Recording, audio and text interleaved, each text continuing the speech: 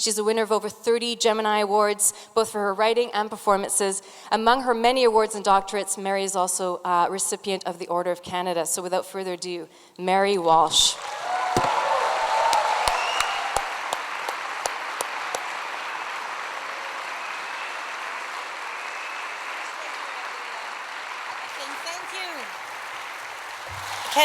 Okay, Grace, thank you very much, thank you.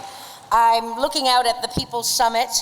I guess you guys must be a big part of that hundreds of thousands of dangerous anarchists that Mr. Stockwell Day was talking about today. So that's why we're spending the billions of bucks to protect them from ye. I'm terrified. Well, Stevel and the Harpocrites, eh?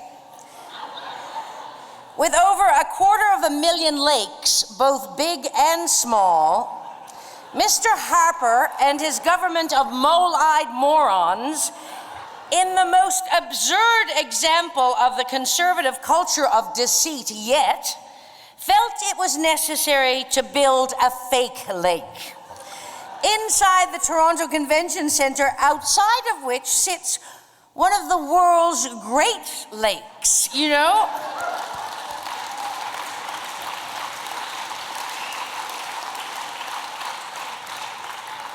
I mean, it just occurs to me that the whole fake lake thing is just a perfect metaphor for the Harper government. Shallow, phony, and very, very costly.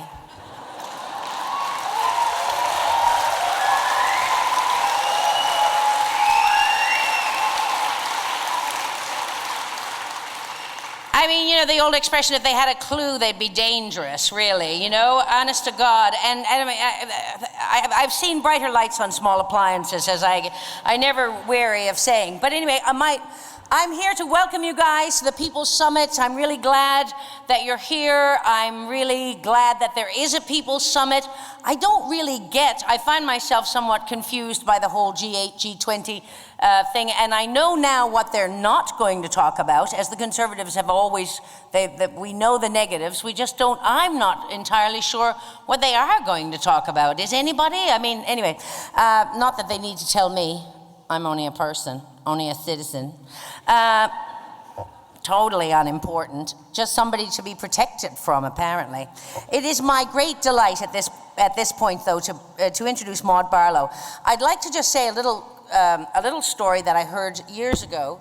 It may be apocryphal, I'm not quite sure. But it was, you all remember Conrad Black. And remember when he used to strut around Canada like a bantam cock rooster? He had everything to his Jake. He had his National Post. He'd stolen all the money from the Widows Fund at the Dominion stores years before. Nobody had said boo.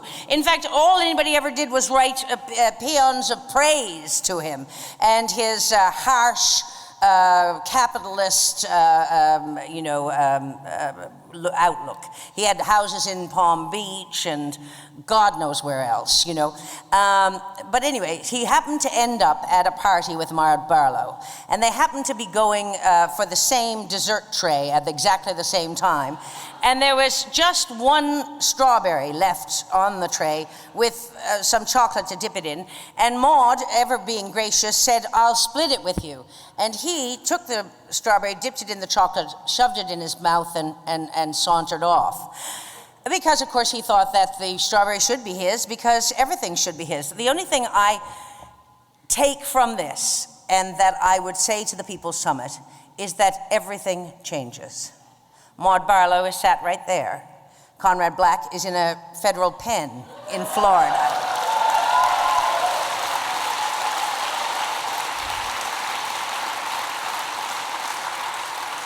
So, the people who don't want to share the strawberry or the chocolate, they might want to rethink that.